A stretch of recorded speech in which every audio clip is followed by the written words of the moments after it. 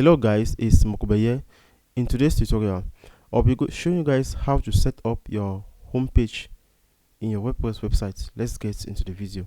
So the first thing you need to do is that you simply need to go to your WordPress dashboard. Once you're there, scroll down and you click on what? Settings. After which you click on Reading. Once you get here, you simply click on what? Static page. So after that, you simply choose home page. Once you are done with choosing home page, you simply click on what? Save changes. After that, you simply go back to your WordPress website. You simply refresh it. So guys, we just change the home page. So thank you guys for watching. Don't forget to leave a comment in the comment section below. If you face any difficulty doing this, we love you all. See you in the next tutorial. Peace out.